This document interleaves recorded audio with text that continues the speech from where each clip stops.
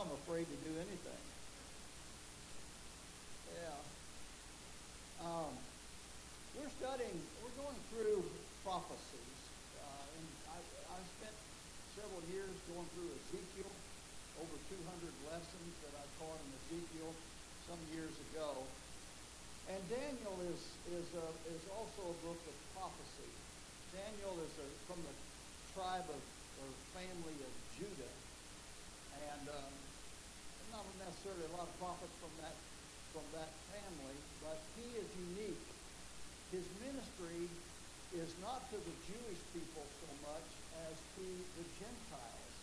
He has been taken captive into Babylon, and so his ministry is a lot to the Babylonians. And actually from chapter 2 all the way through chapter 7, he writes his prophecy in Aramaic. And in very practical Aramaic. He was a highly educated young man when he came, and he was a prince, half part of the king's family from Judah. He was taken over to Babylon in the third year of King Jehoiakim. And Jehoiakim reigned for 11 years. So he was there in his third year of that reign. What we have, as we study history and what we and prophecy, a lot of prophecies are coming in these latter years. From the time of the last king Isaiah came to us and started prophesying during the reign of Manasseh. And after that we had Jeremiah, Zephaniah, and we had Daniel, Ezekiel, we had Zechariah. We have several of the prophets who began to prophesy regarding the last time during that period of time. Because in 587 BC, Judah and Israel ceased to exist as a nation. They were a conquered people. They were allowed to go back 70 years later, but as they went back 70 years later, they were under the rule of the Greek Empire at that time. And so it's a long history. What we have through history is a line as we go from Adam, and we have the flood, which is around 1,000 years. We have the flood, then we have the Exodus of the Lord, then we have from that point on we have Abraham, Isaac, and we have Jacob, and then we have Moses, and the law. So throughout this time, then we have the judges. Throughout this time, it was a process of God ruling. Right? In other words, God was the ruler. Especially during this time when God gives Moses the law, they went through the wilderness, and then we had that period of time of judges. And throughout every 40 years, they would fall into sin, and then God would take them out of that, and somebody like Gideon, or Samson was, I think, one of the last judges. Deborah, everybody knows the story. Deborah was the last judge. And so we have these judges that were, and God is not God rules. God rules at that time. He would set up a judge, and that judge would judge the people for a period of time, and then they would fall back into sin, and off they would go again. From that period of time on, what after judges, we had the king. And it started with Saul. Saul was the first king God gave them. They had to have a king. They didn't want to be judged by God. They wanted to be like all the other nations, and they wanted to have a king. So God gave them a king from the tribe of Benjamin, the weakest tribe of Israel.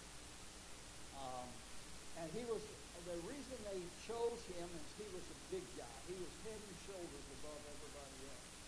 He was a Samson type of an individual. And he was an humble person at first, but then it went to his head. God gave them David. And of course, that was the epitome of a king. David was the king. Actually, Jesus will sit on the throne of David that will be established during the millennium. So, and it's I don't want to get into that because I'll get too far. So, from the kings, we have where we are in our lessons. The kings are about to go on, and in 587 BC, Israel ceased to be as a nation. They were a conquered nation. And what we had is Nebuchadnezzar was the one that defeated Israel and Judah. And that was last chapter. We went into that where about 18 years, about the time that he had went in and destroyed Jerusalem. I mean, just destroyed it.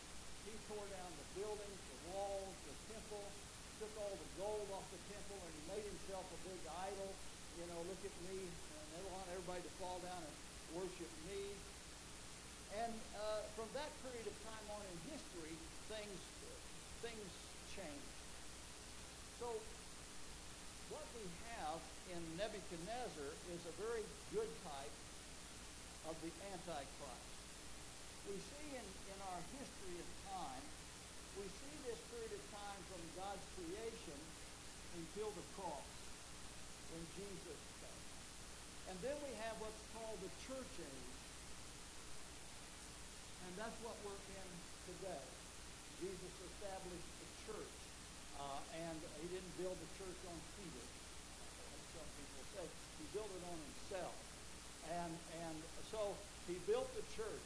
Well, there's coming a period of time when he's going to be coming back and take us. Now, he will not come back to the earth at this time. He will come back in the clouds, and we will be taken out. And then you're going to have the 7 years of tribulation. And these 7 years of tribulation, they'll be split into two.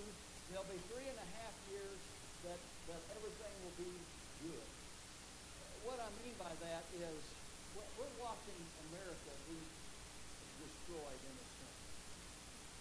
We're watching communism and chaos begin to try to take over our country. Now, we all say that never happened. You know, it's never going to happen. Well, I grew up in the 40s and the 50s, the 60s and the 70s, and 80s and the 90s.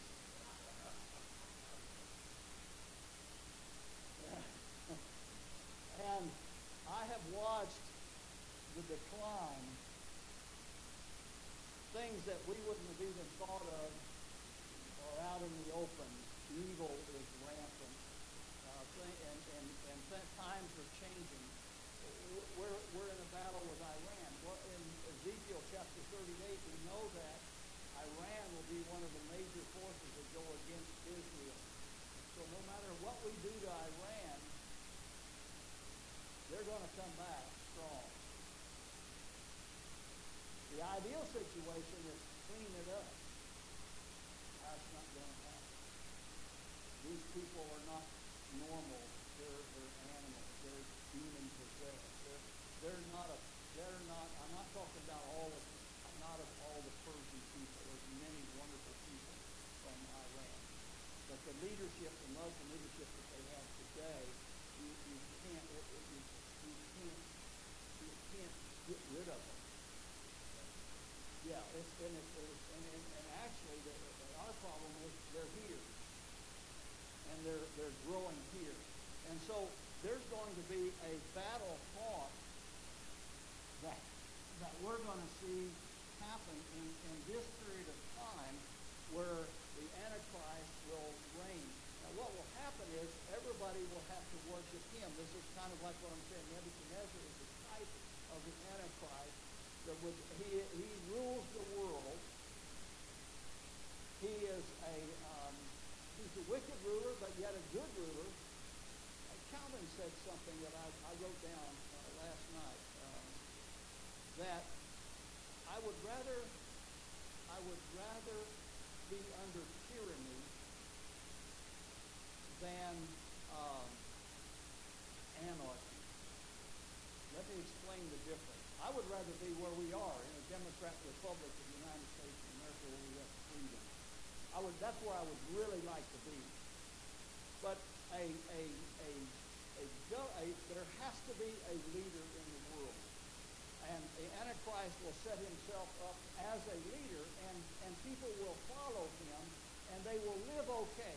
People in Russia are not good, but they're not happy, but they're living under some kind of an organized government.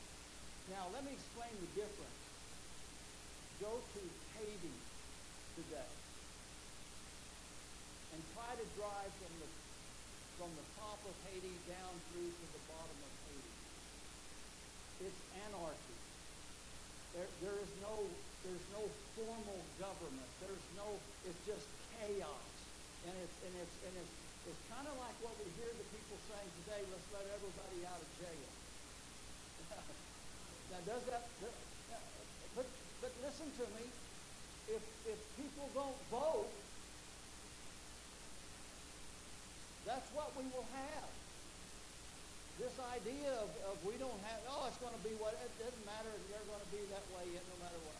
And I'm not trying to get into that, but it looks like I'm doing it. The point I'm making, we're coming into this time. Jesus is going to be coming back. There's going to be a shout. There's going to be a voice of an archangel.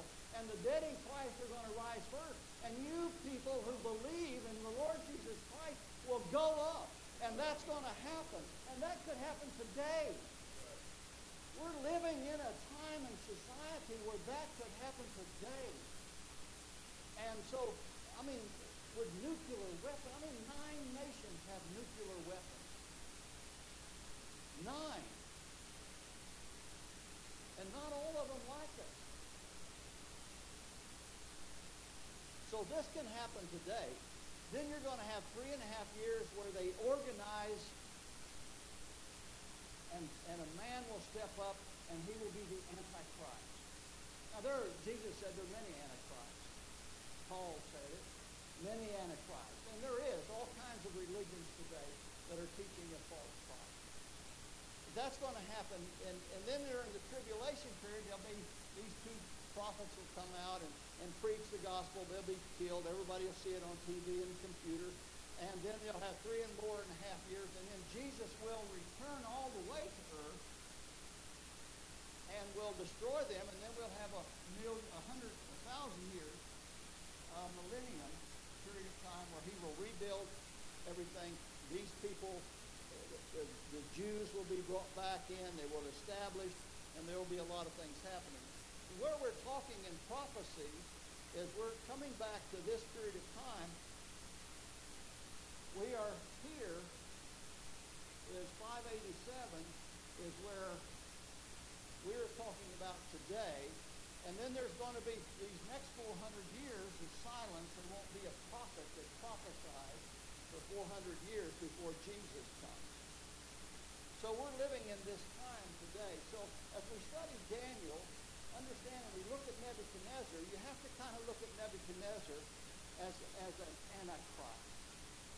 This is what we're going to see happen. And today we're going to be studying a little bit. I think I've used up a lot of time. So let's get into it today. And Genesis, right?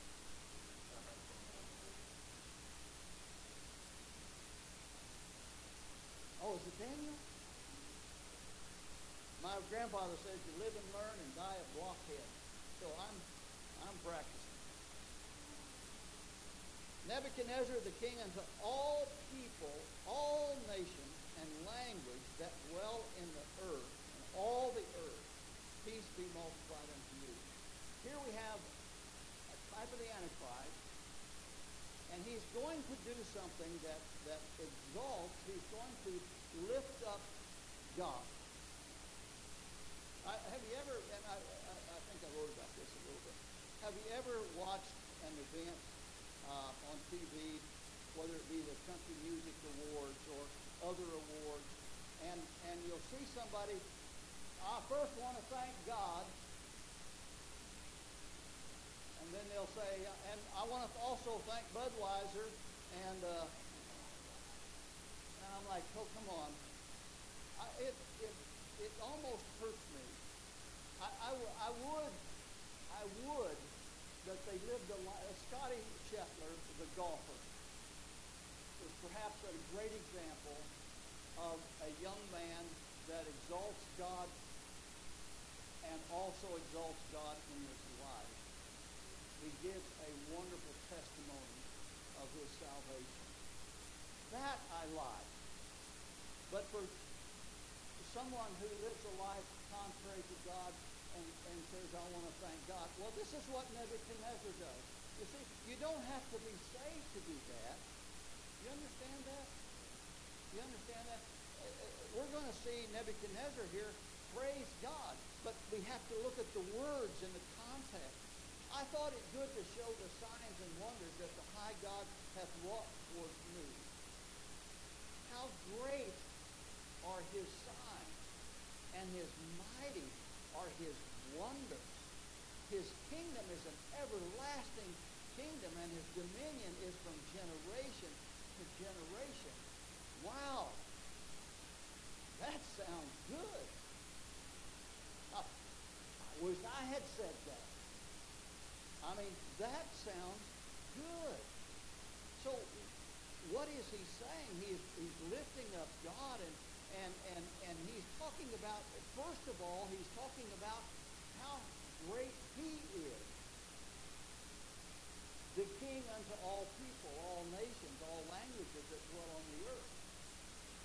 In other words, is he thanking God that God has made him king? I think that he recognizes that.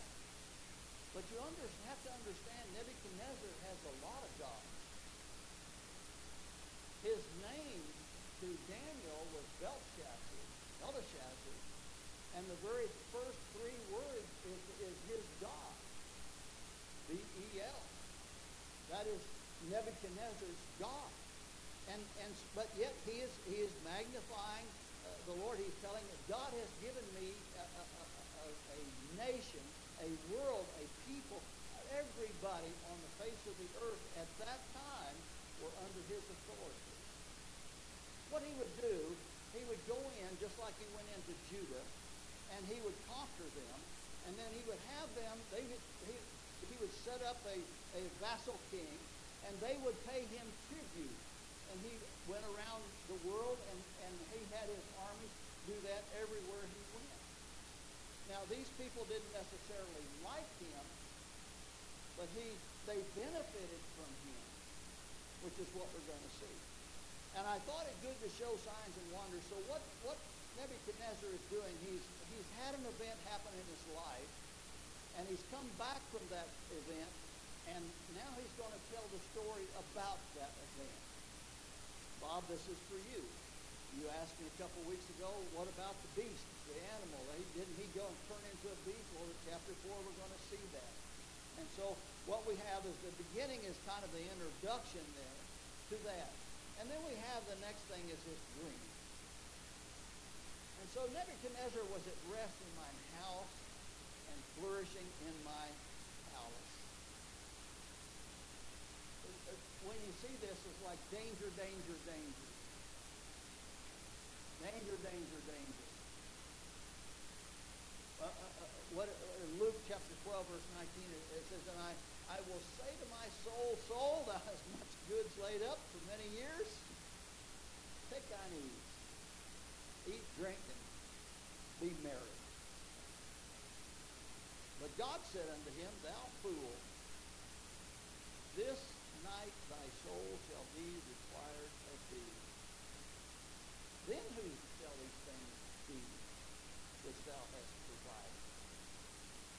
That's why we set up a trust, so we can say, our children, this is what you get, this is what you get, this is what you get, if you get anything. So what he's doing here is he's saying, I sat back and just started thinking about all the things that I have done.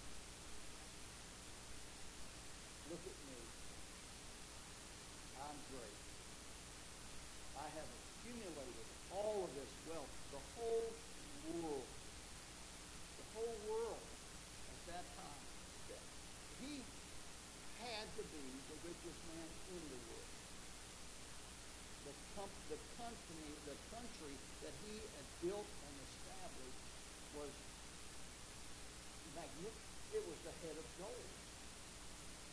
It was the head of gold. The next was the head of the arms and chest of silver, and then it went down to brass, and then it went down to iron. And he was the top, the leader. And I saw a dream that made me afraid. And the thoughts upon my bed and the visions of my heart troubled me. My wife woke up this morning and explained to me a dream that she had about her car going off in different directions. It made sense to somebody. I couldn't interpret the dream for her, nor would I dare try. But he's had a dream, and the dream was troubling. Now, he's had that type of a dream before in chapter 2 and verse number 3. He said, my spirit was troubled. He saw this dream of all of this image with the golden head and all of that. What scared him in that dream was not the golden head and the silver and the brass and the iron and the feet of iron and clay. What frightened him was the stone cut without hands that crushed the feet of the image and then ground that image up into powder. And then the wind blew it away. That's what troubled him. And what's going to trouble him in this dream, we're going to find out as we get into it. He said, therefore made I a decree, an announcement, a pronouncement.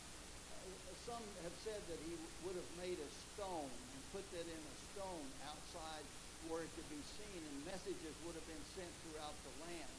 He said a decree to bring all the wise men of Babylon before me, that they might make known unto me the interpretation of the dream. I don't know the date of this.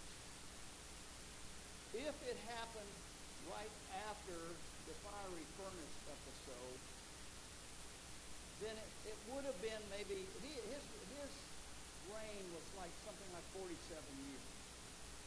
We can account for the first 20 years of that because the children of Israel came in about his second year reign, and they went through 3 years of training before Daniel came over and heard his dream or interpreted his dream. So that would have been in the 5 years or so.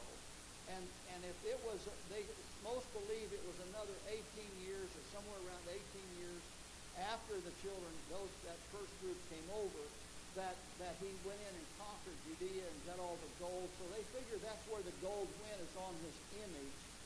So that first 20, 25 years we can account for. I don't know when this particular event happened. We do know that it took 7 years, and that it took a year before the 7 years, so another 8 years. And so he would have had another 10 years after he'd come back to reign. But here's what we're looking at, a period of time probably within a couple years after the fiery furnace event. Jim McClure said that. I don't know. But I'm thinking that's in my mind. Therefore made I a decree. So he made a decree, sent for all the magicians and everybody to come interpret his dream. We've heard this before. Then came the magicians, the astrologers, the Chaldeans, the soothsayers. So this is different groups of people. The magic people, the people that could perform tricks and magic, and the astrologers who believed in the stars, and if the stars align just right, this is what they all mean. And people are still looking for the beginning of creation. They know that it's somewhere up there, there's a bang that happened that caused creation. Okay. Who created the things that would make the bang? I don't know who would have created the things that make the bang, but evidently, well, anyway. Let me don't get into that. So, these all came. I told the dream before them. So, what did he do different from the first time, chapter 2? He didn't know the dream in chapter 2. In this chapter, now he's going to go ahead and tell him the dream. He's calmed down just a little bit. Remember in the first one, he's ready to kill everybody. You don't know it, everybody died. All the magicians die. He sent them out to kill everybody until Daniel went back and talked him out of it and interpreted the dream. This time, he's telling them what the dream is, and they're honest with him. But they did not make known unto me the interpretation thereof. They didn't know what it was. But at the last, Daniel came in before me. I was asking myself, if I had that type of a dream, and knowing that there was a man that could not only interpret my dream, but could tell me what I dreamt, that would be the first man I would talk to. However, remember the dream is troubling. So let me ask a question. Why would he go to these other people to interpret the dream? What's that? Exactly. He wanted to hear good. He knew, talking to Daniel, it probably wasn't going to be good. If Daniel could interpret it, it wasn't good the last time.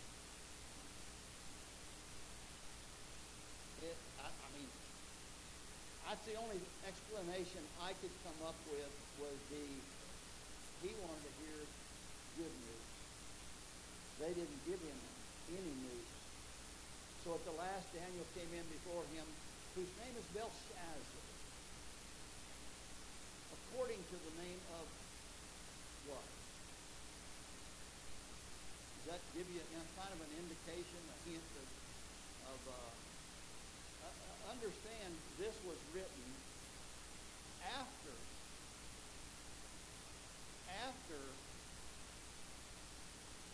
his humility, after God humbled him for 7 years falling around. And we're going to get into that next week.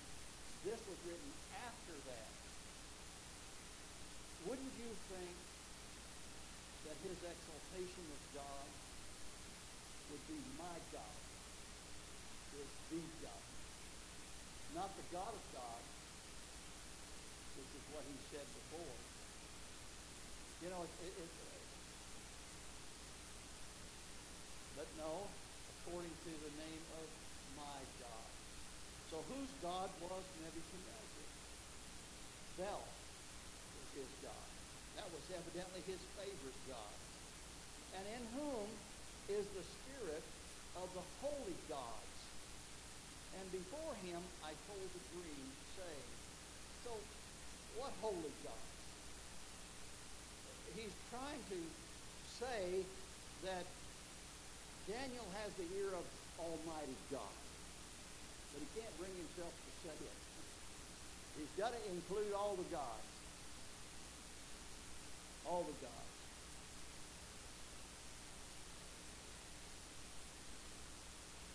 And old Belshazzar, Belteshazzar, master of the magicians. Now there you go again. If he was the master, why wasn't he asked first? He knew that Daniel was the man he needed to talk to. He just didn't want to talk to him. Now he has to. Because I know that the spirit of the holy gods is in thee, and no secret troubleth thee. Tell me the visions of my dream that I have seen, and the interpretation thereof. So he trusted Daniel. He knew that Daniel could do it. And so now what he's doing is turning this over to Daniel. But first he's going to tell Daniel what they were. Thus were the visions of my head on my bed.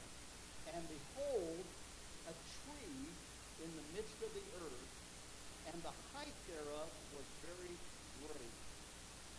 We have a tree that I found this morning. This is one of the cedars in Lebanon. The Bible talks a lot about the cedars in Lebanon. Those trees, they have some trees that are 2,000 years old. That's older than Bob. Got you by a day or two, Bob. But note how they spread out and everything, and how large the base is. This tree is going to be representative of his government. So when we look at this tree, we hear some of the things that are about in the next verses. It's representative of his government. In other words, your government is a massive government. The trees and limbs and everything give shade. I have our 100-degree days that we're having. I have a herd of cattle next to us. I mean, I call them the mountain quiet, because we can quiet and make a fool of myself. I get the call. Where do you find them in a 100-degree day? They're in the shade. They're looking for protection. And so this is what this does. It is the government it feeds the people. It protects the people. It is massive and huge. It's dependable. It's everything you would want in a government. And the tree grew and was strong. The height thereof reached unto heaven, and the sight thereof was at the end of the earth. When people in Europe or people in Asia and people around the world could see the evidence of the government of Babylon. And when we get into Revelation, we'll hear words like, Babylon, O Babylon, how art thou fallen.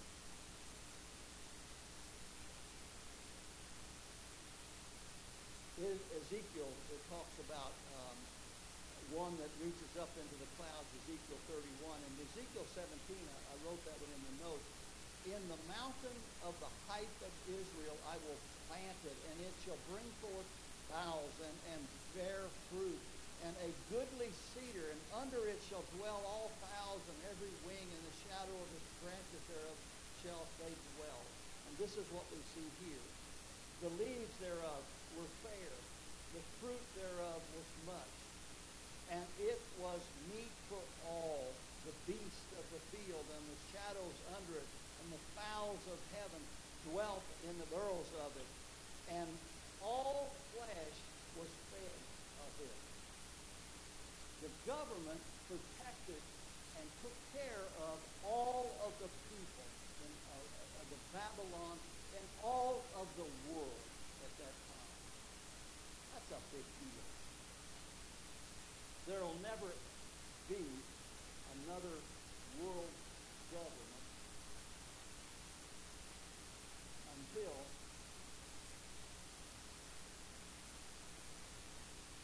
you can't have it today. You can't have it today. There's no one that great today that could make that happen. I think Russia would like to be. I think China would certainly like to be. The leaves and all that. We're going to find out what these leaves are, what the fruit is, what the meat is, what is the field under. We're going to find out all about the tree next week. And I saw the vision in my head upon my bed, and behold, a watcher, and a holy one came down from heaven. This is an angel, and it says a holy one, so it's a angel, not the devil's angel, but God's angel that has come down from heaven. And he cried aloud and said thus, hew down the tree. Hew down the tree and cut off its branches and shake off the leaves, and scatter his fruit, lest the beasts get away from under it, and the fowls from his branches. This is tearing apart each piece of that government. That's what's happening. This is the remainder. And we're going to find out a little bit about a belt around the tree. But there's going to be moisture in the tree. But that tree is hewn down. And we'll, again, next week, we will find out the meaning of all of that. So tune in. Nevertheless, leave the stump of his roots in the earth, and even with a band of iron and brass in the tender grass of the field. So that's going to be wrapped around the tree. I've studied that. Nobody knows what that is. Daniel doesn't mention it in the dream, but it's there in what he saw. So let his proportion be with the beasts in the grass of the earth. This is not the interpretation of it, remember? This is just what the dream was. And obviously when we get now into the words his and all indicating, this is talking about Nebuchadnezzar. Let his heart be changed from man's, and let a beast's heart be given unto him, and let 7 times pass over him. There's a lot of controversy about 7. 7 seasons, 7 this, 7 that, and most agree in the end it's 7 years. Because he has to become, it takes him from a man over a period of time, and we've seen mountain men and things like that. There's even TV shows about, things like that. But he is going to literally take on the vestige of animals with his fingernails growing out, and the hair and everything all over him is growing out. This dream I, King Nebuchadnezzar, have seen. Now, thou, Belteshazzar, declare the interpretation thereof, forasmuch as all the wise men of my kingdom are not able to make known unto me the interpretation. But thou art able, for the Spirit of the holy gods is in thee. You cannot say the Spirit of God Almighty is in thee. Well, next week we get to go into the dream and kind of see what that entails. And I think it's exciting. Yeah. Hope so. Father, thank you for the wonderful day you've given us. I pray that you'll bless now this time. Father, I pray that you'll just meet the needs here of each one. I pray you'll open our hearts that we'll receive your word this morning as the pastor preaches.